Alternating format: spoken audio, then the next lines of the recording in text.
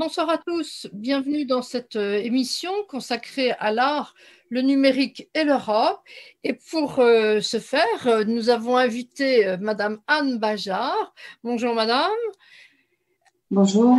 Alors vous êtes chef d'unité adjoint à la DG Connect de la Commission européenne. Alors, je pense que vous allez nous expliquer exactement ce que ça veut dire, parce que je ne suis pas sûre que tout le monde soit familier de ce genre de mots. Et il y aura avec moi, donc il y aura Claire Bokanowski et Quentin Le Gouy, qui représentent tous les deux Europe Ensemble, donc l'autre association européenne régionale. Et nous allons vous interroger un petit peu sur cette affaire. Alors, est-ce que vous pouvez d'abord nous dire tout simplement, finalement, ce que veut dire votre titre, quel contenu ça a, qu'est-ce qu'il faut comprendre? Oui, c'est toujours un peu compliqué. Bonsoir à tout le monde. Donc, en fait, je travaille à la Commission européenne et la Commission européenne est organisée en direction générale. Et une de ces directions générales est la direction générale Communication Networks, Content and Technology. Et c'est ce qu'on appelle DG Connect en abrégé. En fait, nous nous occupons principalement de la politique numérique en Europe, grosso modo. Donc, ça va de l'intelligence artificielle à la robotique, en passant par la 5G, le blockchain, la cyber security, le supercomputing, mais aussi des choses, je veux dire, à vocation plus sociale, comme la santé, l'éducation et la culture. Et l'unité dans laquelle je travaille, en fait, est en charge de la politique numérique pour l'éducation et la culture.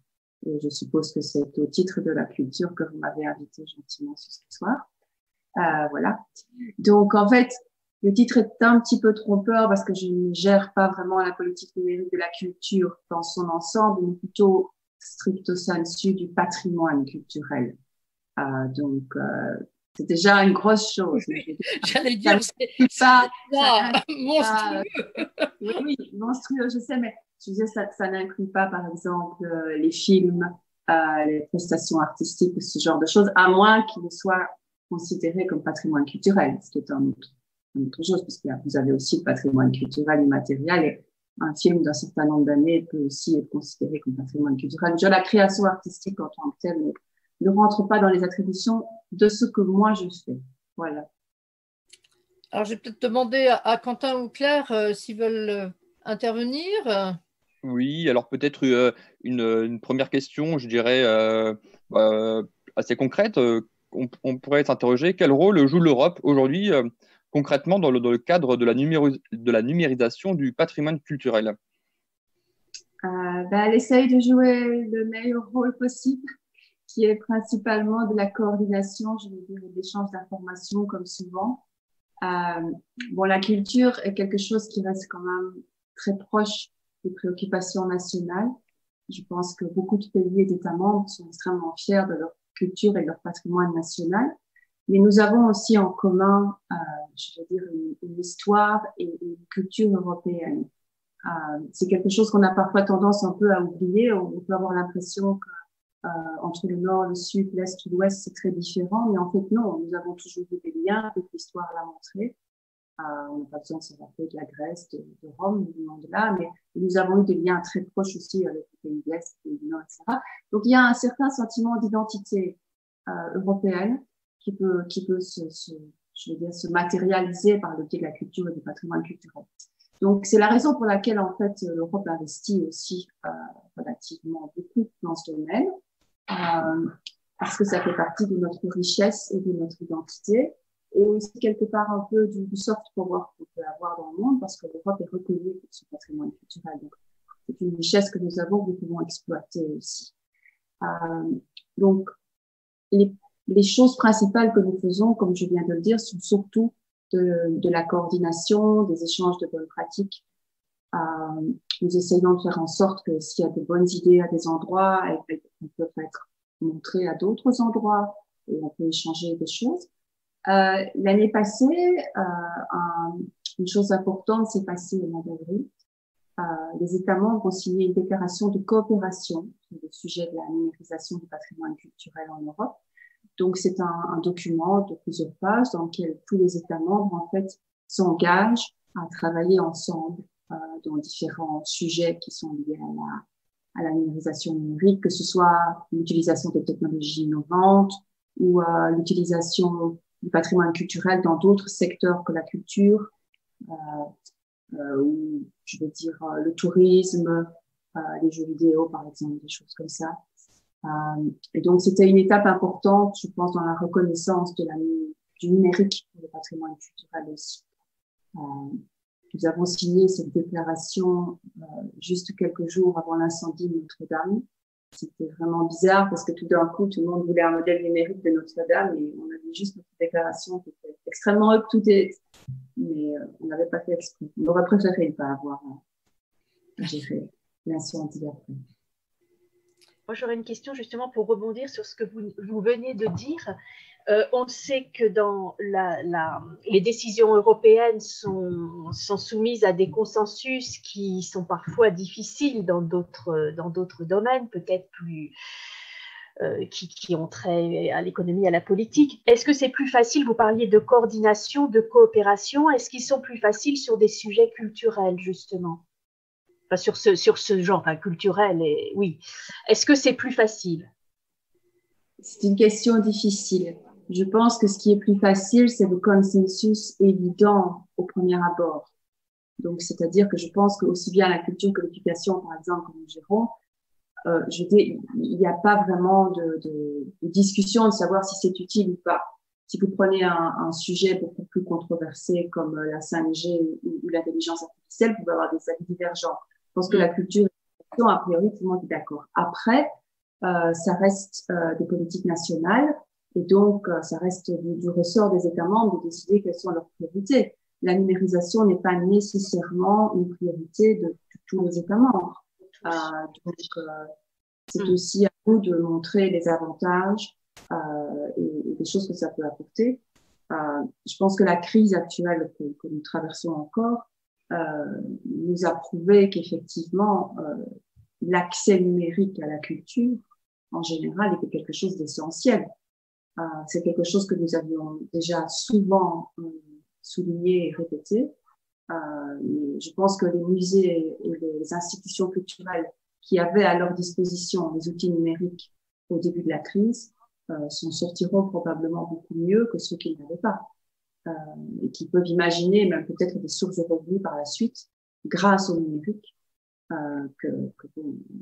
qui n'existeront malheureusement pas pour beaucoup d'autres. Est-ce que vous ressentez l'émergence de besoins ou c'est peut-être trop tôt de là où vous êtes? Oui, je pense que c'est clair qu'il y a une demande. Il y avait déjà une demande avant. NEMO, qui est l'association des musées européens des musées, a fait un sondage auprès de leurs membres qui a montré qu'effectivement, la situation économique des musées en particulier est critique pour beaucoup d'entre eux parce que les entrées des visiteurs est une source de revenus conséquente, principalement des expositions temporaires aussi qui ont été annulées pour différentes raisons. Et donc, ils sont en recherche de possibilités de montrer leur collection ou même leurs expositions temporaires d'une autre manière. Mais évidemment, c'est quelque chose qui est difficile à faire parce que la numérisation du patrimoine culturel, c'est pas juste prendre une photo et mettre la photo en ligne. Je suppose que vous avez déjà discuté de ça cet après-midi. C'est beaucoup plus que ça. C'est l'archivage, c'est mettre l'image dans son contexte, y attacher les mots-clés, la mettre dans une base de données, éventuellement faire un modèle 3D de l'objet plutôt qu'un modèle 2D parce que c'est plus riche, parce que c'est plus utile, et stocker tout ça. Et donc, c'est quelque chose qui coûte de l'effort, de l'argent et aussi qui nécessite une certaine compétence. Et là, ça, c'est quelque chose qu'on entend très, très souvent quand on discute avec les musées et les organisations culturelles. C'est une demande d'accès à l'expertise. Donc, c'est-à-dire que pour beaucoup de musées de taille plus réduite, ils ne peuvent pas se permettre d'avoir une personne à temps plein qui travaille uniquement sur la numérisation ou des techniques innovantes. Donc, ils voudraient avoir accès, en fait, à une espèce d'expertise extérieure. Et cette année, en fait, nous avons fait un appel à projet européen dans ce sens-là pour créer un centre de compétences européen pour la numérisation du patrimoine culturel. Donc, le processus d'évaluation est en train de se terminer. Normalement, le projet devrait commencer en octobre ou en novembre, avec l'idée vraiment de fournir de l'aide et du support à toutes les institutions qui seraient en demande de faire de la numérisation. Alors moi, j'ai une petite question à partir de ce que vous êtes en train de dire. Comment on peut arriver comment on jongle entre la nécessité absolue, je le pense, de numériser ce patrimoine et puis le respect notamment, par exemple, des droits d'auteur, parce que c'est quand même une grande question. Alors évidemment, quand c'est l'Acropole ou quand, très bien, on comprend bien, mais quand c'est des œuvres contemporaines, quand ce sont des artistes d'aujourd'hui, comment on fait? Parce que ça pose quand même un vrai problème, ça. C'est un problème qui est très souvent soulevé. En fait, l'année passée, la Commission a édité une directive sur le copyright qui couvre en partie le patrimoine culturel. Parce que la question est non seulement de à qui l'objet appartient, mais aussi si le fait d'avoir fait la numérisation apporte un ownership, je veux dire un droit à la possession de l'objet créé en tant que tel numérique. Donc, par exemple, si vous faites un modèle 3D, est-ce que c'est toujours le possesseur de l'objet qui est en possession de votre modèle ou c'est vous parce que vous avez mis quelque chose? Ce sont des questions très importantes. Ce qu'il faut se rappeler aussi, dans l'image générale, c'est que vous avez la numérisation pour la mise en ligne et l'accès par n'importe qui sur un site web, où là, effectivement, le copyright est une question essentielle. Vous avez aussi la numérisation, et c'est une partie importante du travail qu'on fait, pour tout ce qui est la recherche scientifique. Donc, c'est-à-dire faire un modèle d'un site archéologique qui permet à des archéologues, par exemple, de traverser le temps avec différents modèles, d'étudier des choses qui se passent, ou un outil tout simplement de faire un modèle d'une simple bague du Moyen-Âge et de se rendre compte de certaines particularités en commun entre différentes bagues grâce au modèle numérique. Et donc, tout ce qui est plus orienté recherche, etc., les aspects copyright sont peut-être un petit peu moins, je veux dire, critiques parce que ça ne concerne qu'une petite tranche de la population, etc. Et c'est aussi, je veux dire, avoir un modèle numérique, c'est pas nécessairement uniquement pour le mettre en ligne. Je vais revenir à Notre-Dame. Mais voilà, on aurait un modèle 3D complet de Notre-Dame aujourd'hui. Pour la reconstruction, ça serait beaucoup plus simple. Oui. Malheureusement, on a des embryons de modèles et pas avec une qualité numérique de résolution très haute. Donc, on a vraiment raté l'occasion d'avoir quelque chose. Et, bon, malheureusement, c'était Notre-Dame l'année passée, mais espérons que ça n'arrive plus, mais ça pourrait très bien être un autre monument d'importance dans les années à venir, qui pourra être détruit, que ce soit par un incendie ou une catastrophe naturelle ou autre. Hein. Donc, il y a plusieurs utilisations aussi, et selon l'utilisation, je veux dire, les critères et les méthodes sont différentes. C'est aussi quelque chose qu'on ressent très fort quand on discute avec les spécialistes. Il y a vraiment différents modèles, différents besoins, et il faut essayer de proposer des solutions qui peuvent aider tout le monde et qui ne sont pas nécessairement les mêmes selon ce que vous voulez faire. Donc, moi, je m'interrogeais, comment les institutions culturelles gèrent-elles donc cette numérisation du patrimoine culturel et quelles sont la relation que vous entretenez avec ces institutions culturelles comme les musées, etc. Ben, le gère de manière très différente, en fait. Je pense que vous avez des grands musées qui ont les moyens et qui sont conscients et qui ont déjà une grande partie de leur collection numérisée, c'est pas la totalité. Mais vous avez beaucoup de musées plus locaux ou de taille plus réduite, où là, ça dépend très fortement de, je vais dire, l'opportunité qui s'est proposée à eux, quoi. S'ils ont eu quelqu'un à un moment qui avait un peu la compétence pour le faire, ils ont numérisé une partie de leur collection ou pas. Donc, ils ne savent pas très bien où commencer, etc. Je pense que c'est ici le moment de signaler une initiative européenne dont nous sommes en charge, qui est la plateforme européenne numérique du patrimoine culturel d'Europeana. Je suppose que certains d'entre vous en ont déjà entendu parler, qui est donc une plateforme numérique qui regroupe tous les musées européens et qui donnent accès à leur collection numérique en un seul endroit. Donc, c'est quelque chose que vous pouvez aller voir sur Internet, vous pouvez faire une recherche. Voilà. Europeana, c'est ça, c'est l'accès en ligne pour le citoyen et pour n'importe qui aurait envie de chercher quelque chose ou de visiter un musée. Mais c'est aussi toute une partie Europeana Pro qui, en fait, supporte les musées dans leur procédure, dans leur création, et là, en fait, je pense que c'est vraiment, il y a un forum de participants, de gens qui font partie du système et d'agrégateurs aussi, donc de gens qui utilisent les données. Et donc, en fait, ça permet vraiment d'avoir un forum d'échange et de bonnes pratiques. Ils ont énormément de guidelines, de guides, de normes, je veux dire, de différents types pour aider les gens à s'y retrouver.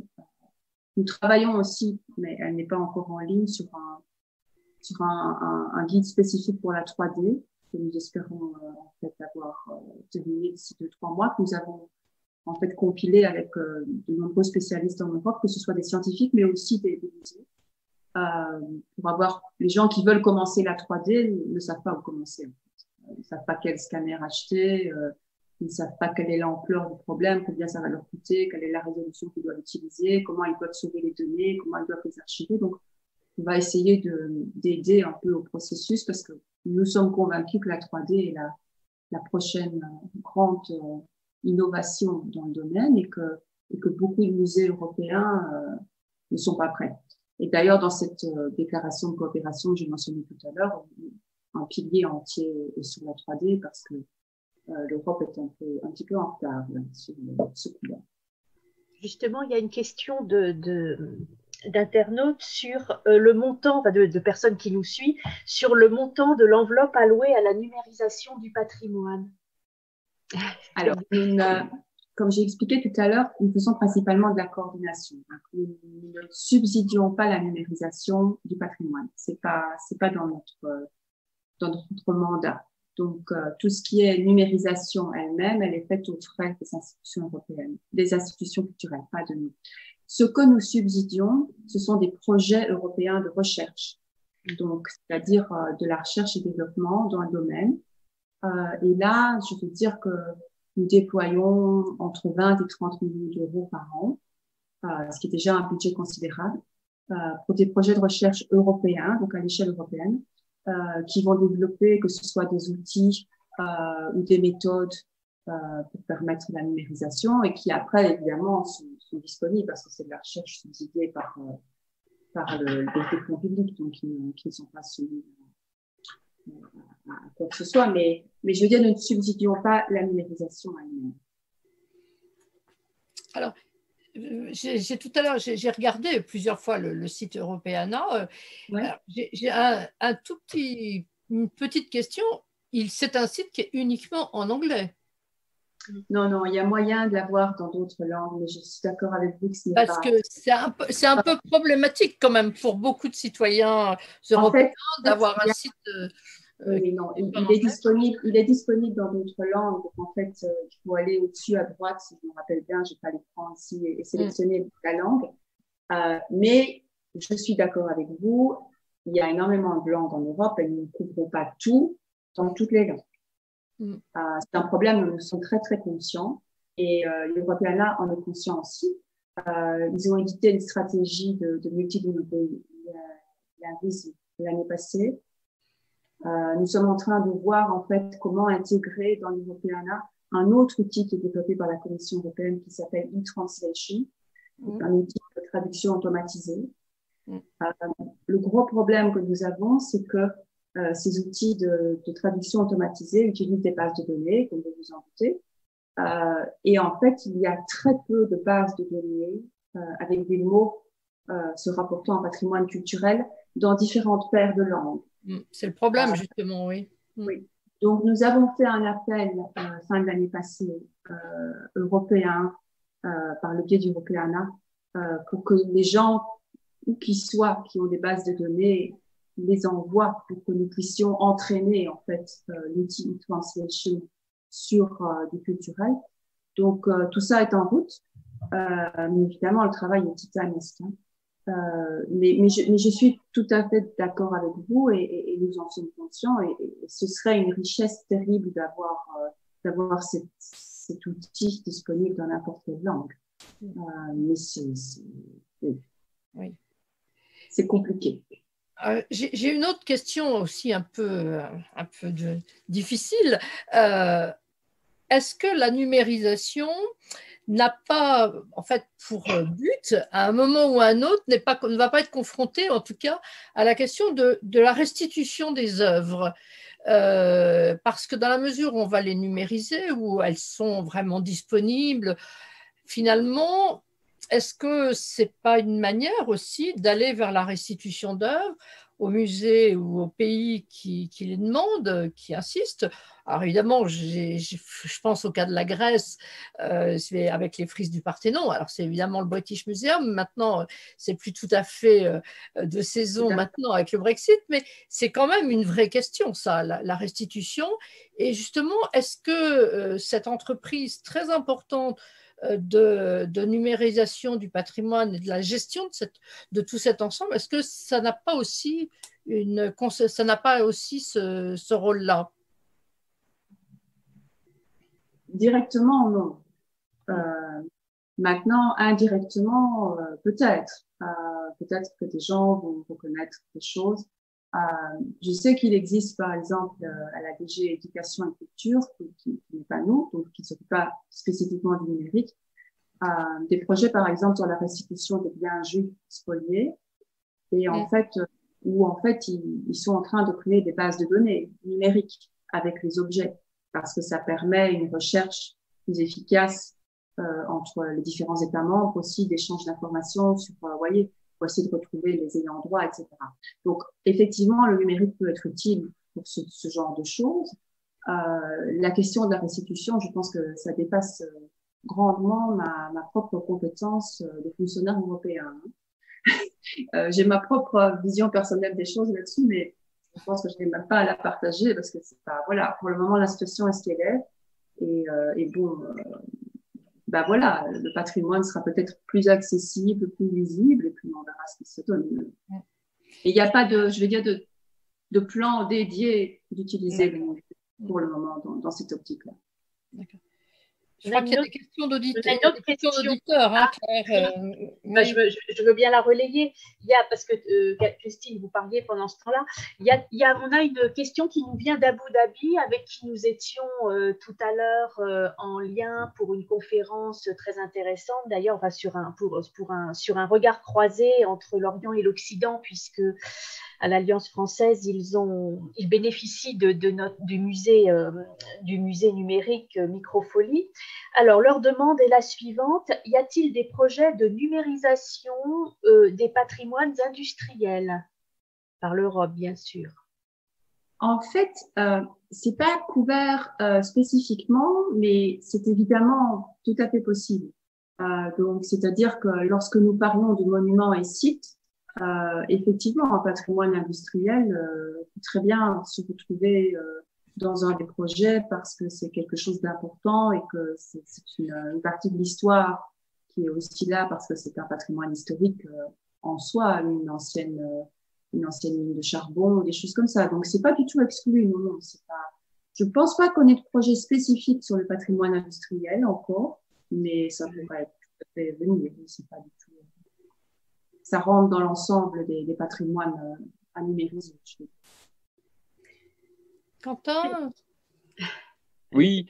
Alors, vous disiez qu'on ne délègue pas le numérique à l'Union européenne par le principe de subsidiarité, mais est-ce que justement, je pense à Margrethe Vestager, donc la vice-présidente de la Commission européenne, elle n'aurait pas un rôle, je dirais, politique de fédéraliser un peu toutes ces problématiques et ces enjeux numériques? Bon, là, j'ai élargi un peu le débat, mais est-ce qu'il n'y aurait pas un enjeu là d'intégrer ces compétences et éventuellement déléguer un petit peu des États à l'Union européenne? Alors là, je n'ai pas été claire parce que ce n'est pas le numérique qui n'est pas une prérogative européenne, c'est la culture et l'éducation. Alors, le numérique, bien entendu, nous avons une vice-présidente qui est en charge, Nous avons aussi notre commissaire qui est français, que vous connaissez, qui est M. Thierry Breton, qui est en charge également de la politique numérique de l'Europe. Donc, en fait, c'est évidemment un sujet qui est au cœur des préoccupations de la Commission actuelle. Si vous lisez les priorités politiques de notre présidente, Mme Leyen, vous verrez que le numérique est présent énormément, au même titre que le Green Deal, dont vous avez certainement tous entendu parler aussi, qui est donc toutes les questions de climat et d'environnement. Donc, ce sont vraiment les deux axes qu'elle a posés pour la Commission, cette commission-ci. Donc, c'est à la fois le climat et le numérique. Et donc, c'est pour ça que Mme Vestager est en charge du numérique. Il y a énormément de communication de la part de la Commission qui sont faites en collaboration avec les États membres pour justement travailler ensemble, que ce soit en intelligence artificielle, en données, les données massives, le big data. Il y en a encore une il y a 1 mois ou 2 mois. Si vous regardez la dernière communication de la politique industrielle de l'Europe, vous verrez aussi que le numérique est vraiment au cœur des préoccupations. Donc, oui. Alors, pourquoi? Parce que c'est évident que si nous voulons être compétitifs face à des pays tels que la Chine ou les États-Unis, pour ne nommer que, c'est pas au niveau des États membres que nous allons pouvoir faire quelque chose. Nous devons nous mettre ensemble. Sinon, nous ne représentons rien du tout, nous ne représentons rien au niveau de la capacité de recherche, alors que nous avons énormément de choses en Europe. Je veux dire, la recherche dans ces domaines-là en Europe est très bonne. Nous avons des tas d'écosystèmes de PME et d'industries qui sont leaders. Nous n'avons pas de GAFA, c'est clair, c'est un problème. Mais je veux dire, on a des atouts aussi. Et donc, le but est vraiment d'optimiser les atouts que nous avons et d'aller ensemble dans la même direction. Et aussi de faire en sorte que les valeurs européennes dans tous ces développements de technologie soient représentées. Parce que il est assez clair, je pense, qu'un outil, par exemple, d'intelligence artificielle développé en Chine ne va pas suivre les mêmes critères qu'un outil développé en Europe en ce qui concerne la sécurité, la vie privée, l'éthique. Et ce genre de choses. Nous avons nos valeurs en Europe et nous devons faire en sorte que les outils qui sont développés pour le monde de demain tiennent compte de ces valeurs. Donc, c'est aussi une chose qui ressort très fort si vous lisez toutes ces communications. Je me permettrai juste de reposer une autre question. Ça pose, je dirais, deux autres axes de réflexion, sans doute.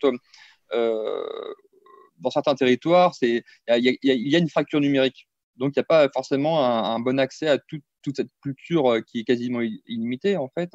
Donc, il y a un axe local où il y a sans doute des failles à combler et à travailler avec le territoire, avec le local, je dirais, le territoire, et un autre axe plus global de tout ce qui est cyber numérique, et j'imagine que vous aviez commencé à l'évoquer avec la Chine, la Russie, les États-Unis. Donc, comment on pourrait, nous l'Europe des citoyens, comment on pourrait se situer par rapport à ça, comment proposer des solutions, et ça reprend un peu la question de plus d'intégration, en fait. Vous voulez dire sur la connectivité, votre question? C'est plus sur l'accès. Par exemple. La question de l'accès, c'est, je pense, quelque chose dont on est extrêmement conscient aussi. Hein. Si vous regardez les différentes communications et choses qui sont faites, il y a énormément sur la fracture numérique et sur l'accès simplement à un Wi-Fi ou à un broadband partout en Europe. Malheureusement, c'est pas encore le cas. Je veux dire, nous le vivons très fort dans ce dont nous nous occupons quand il s'agit de l'éducation. Parce que, en fait, par exemple, on l'a vu dans la crise, c'est bien de faire des cours en ligne, etc. Mais il faut qu'à la maison, l'enfant, il ait accès à un ordinateur et à Internet. Et c'est pas gagné d'avance partout. Il y a des parents qui arrivent à suivre. Oui, aussi. C'est un peu partie aussi des choses qu'on sait, mais c'est parce qu'on parlait de la connectivité. Oui. Bien sûr, il faut aussi que vous ayez des parents. Et je veux dire, parce que c'est même pas juste avoir un ordinateur à la maison, c'est avoir assez d'ordinateurs pour que chaque enfant puisse se connecter assez longtemps pour suivre. Et bon, il n'y a même pas besoin d'aller très loin. Hein. je veux dire, autour de chez nous, il y a des gens qui ne sont pas dans cette situation-là.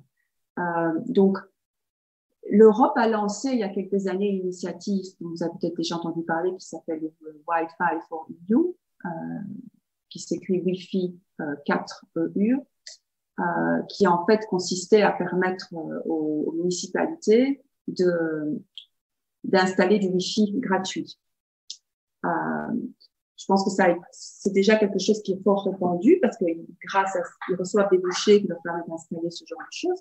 Mais évidemment, il faut que vous soyez dans le cadre d'une petite ville, je vais dire. La question des gens qui sont éloignés et qui n'ont même pas simplement le câble ou l'accès satellite suffisant pour avoir Internet, c'est une autre question. C'est quelque chose dont nous nous occupons aussi, pas nous particulièrement. Ce sont des collègues à moi, j'ai pas tous les détails, mais je veux dire, c'est quelque chose qui est essentiel. Et n'importe quoi que nous allons développer d'un point de vue numérique nécessitera que l'accès soit permis à tout un chacun. Sinon, on va augmenter la facture. Alors moi, j'ai encore une question.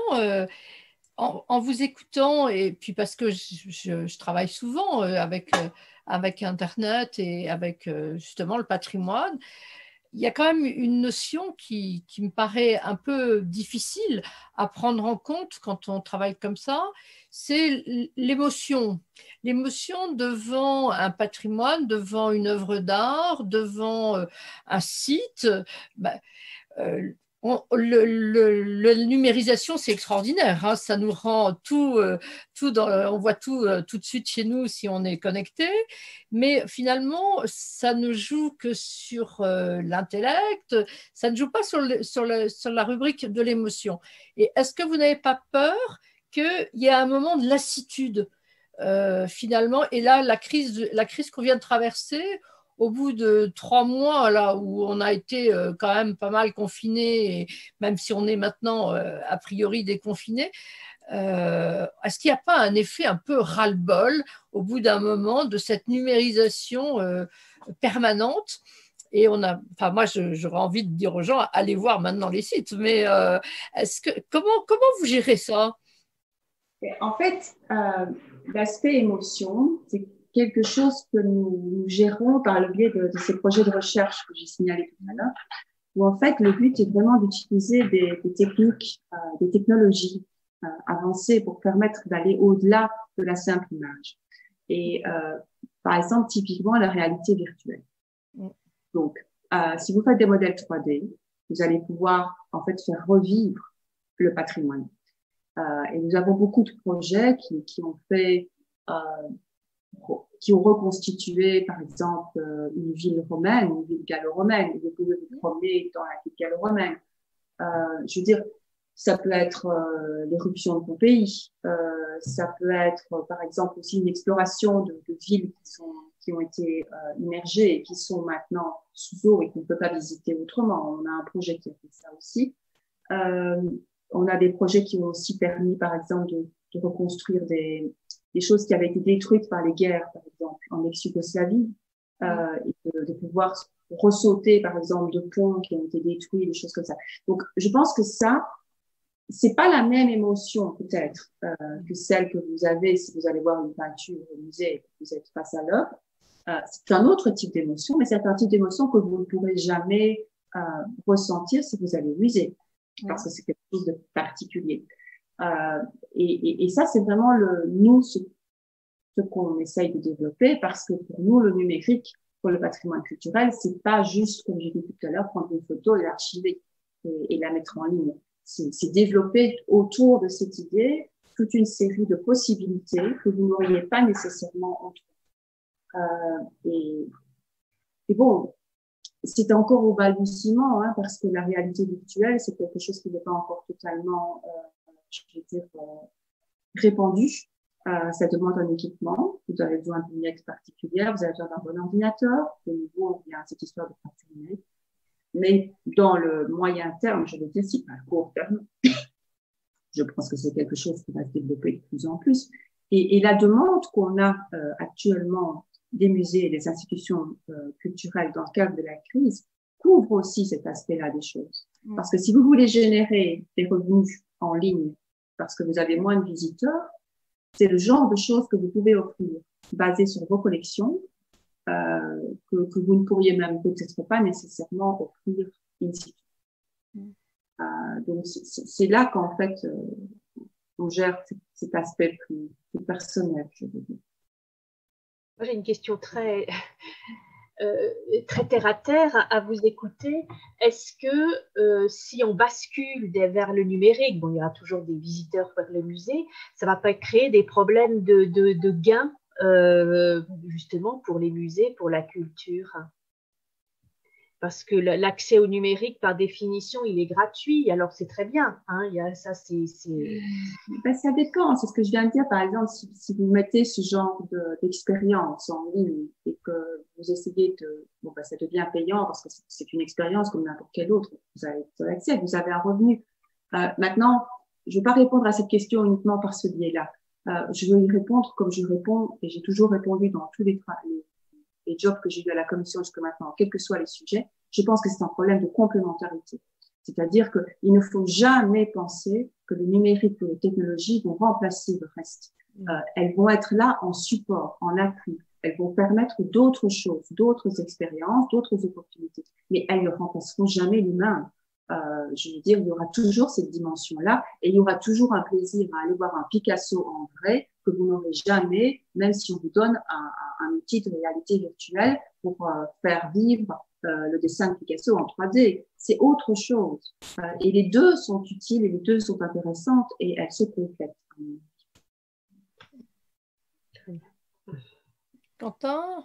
Oui, alors j'ai une question. Vous disiez tout à l'heure que, oui, certes, le numérique, l'éducation de culture, c'est pas encore des compétences intégrées, mais est-ce que la commission, vous avez des projets pilotes dans les territoires, pas forcément dans les territoires urbains, mais dans les territoires ruraux, vous avez des territoires pilotes sur tout ce qui est autour donc de ce sujet, par exemple de faire des projets pilotes du numérique artistique et culturel dans nos territoires, par exemple? Est-ce que vous avez des projets pilotes?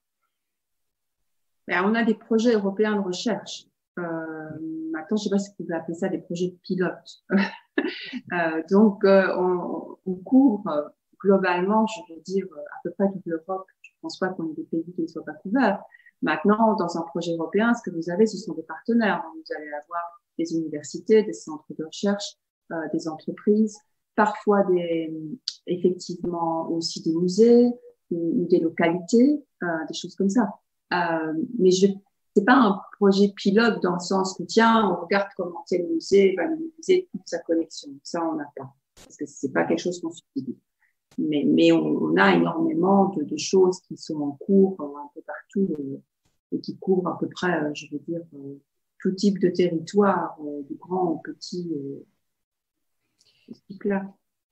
Et vous avez senti, là, avec cette crise qu'on vient de traverser, est-ce que vous avez senti une montée en puissance de la demande? Est-ce que vous pensez que cette demande, est-ce qu'elle va continuer de cette courbe-là? Comment vous voyez un peu les choses? Parce que Moi, je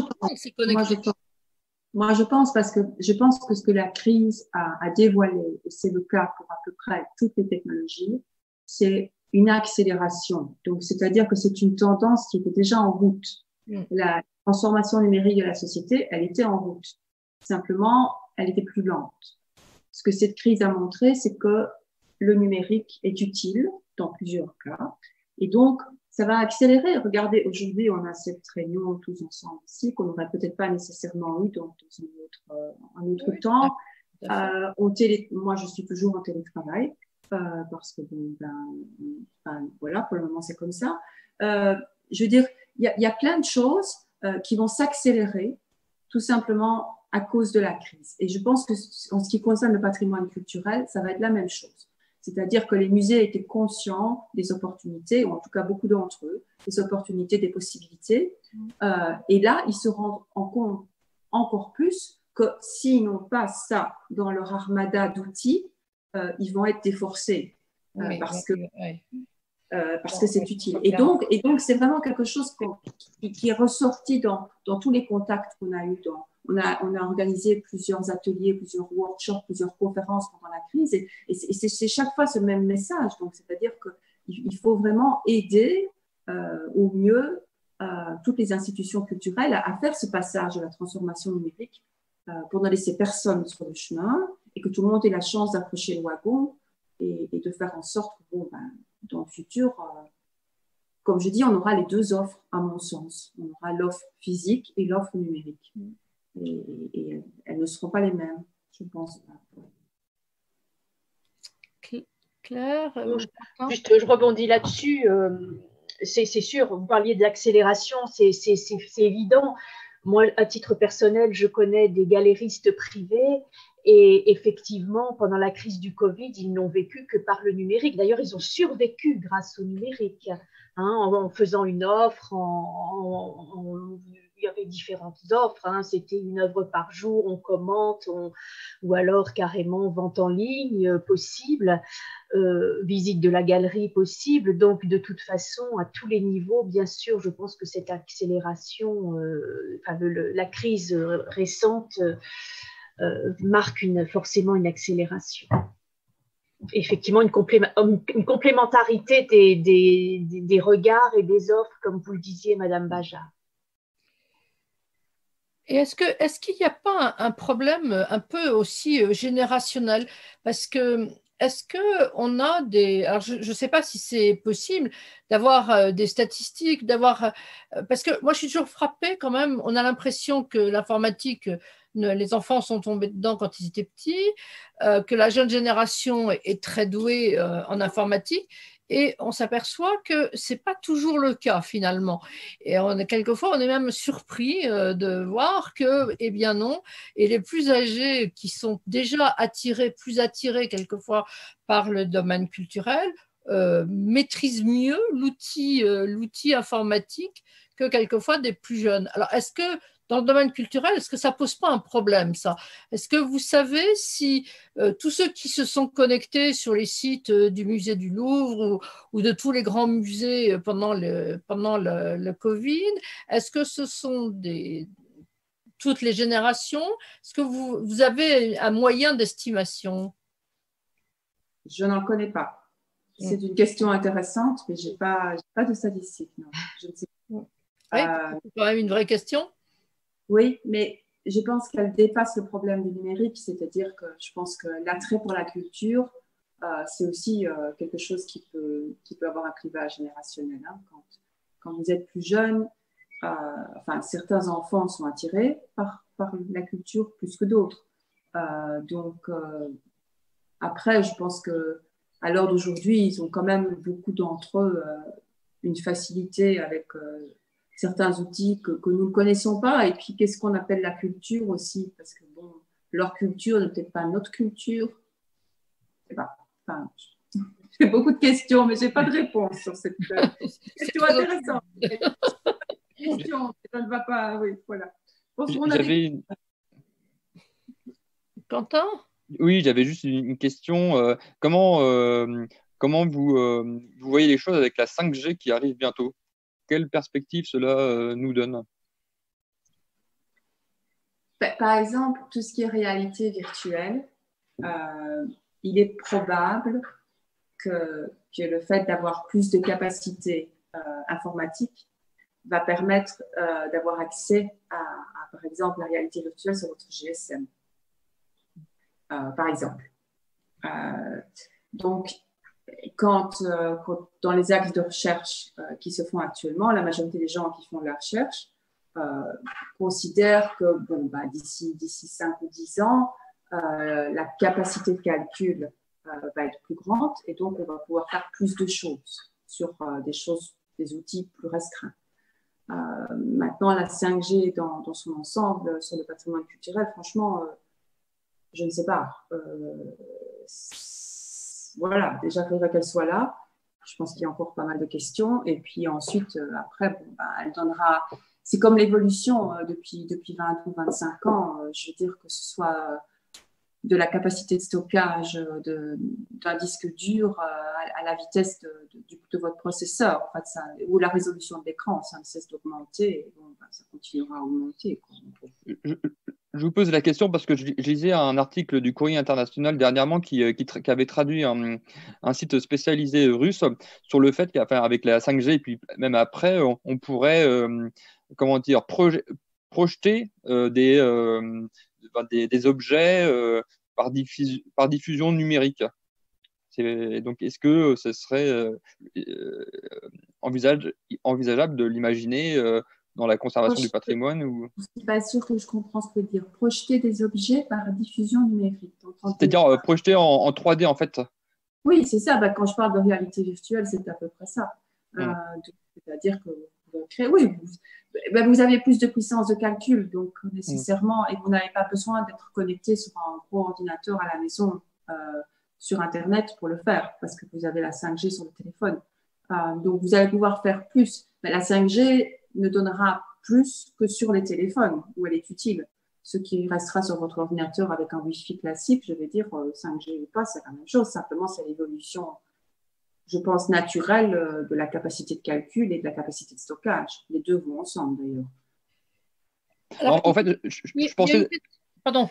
Oui. Oh, pardon, excuse-moi. Je pensais en fait en forme d'hologramme, en fait, d'exposition. La réalité virtuelle, ce sont des hologrammes. D'accord, c'est bien ça.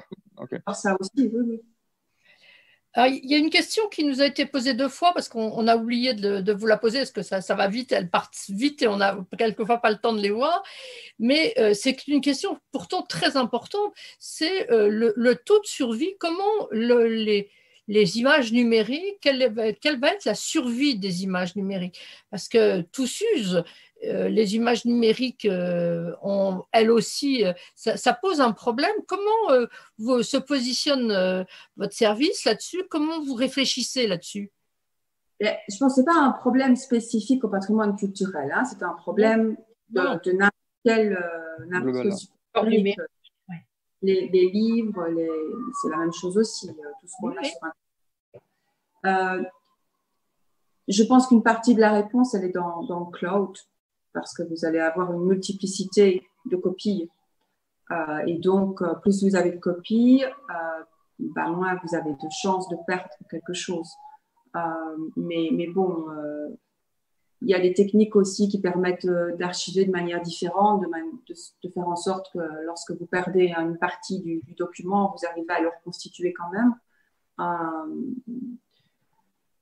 Je pense que les gens qui font de la numérisation à grande échelle ne sauvent pas sur des supports numériques tels que vous pouvez l'imaginer. C'est pas dire des disquettes parce qu'on n'en a plus, mais c'est pas des sticks USB.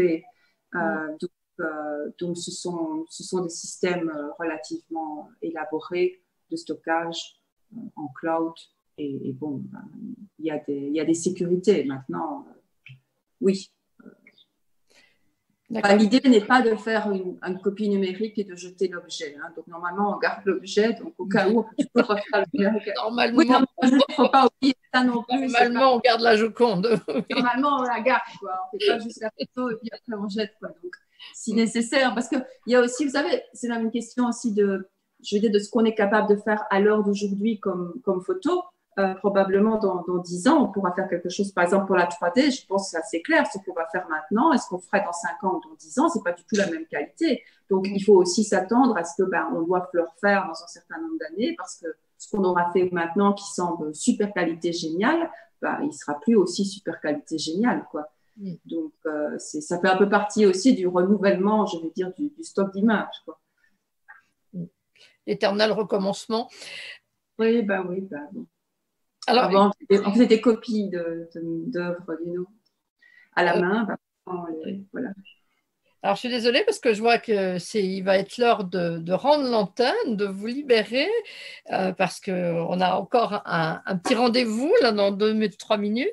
Donc, écoutez, je vais peut-être vous dire merci de notre part à tous d'avoir répondu à nos questions. C'est un sujet qui est passionnant. J'ai envie de dire aux gens, surtout, profitez des vacances pour aller voir ce patrimoine que vous pouvez découvrir de manière numérique, pour aller ressentir un peu cette émotion que le numérique nous a permis de saisir. Et je vous remercie infiniment tous d'avoir participé à cette table ronde. Et j'espère vous accueillir un jour à la Maison de l'Europe de Tours avec plaisir. Avec Très plaisir. bientôt. Merci pour l'invitation. Merci beaucoup, madame. Merci beaucoup. Bonne journée.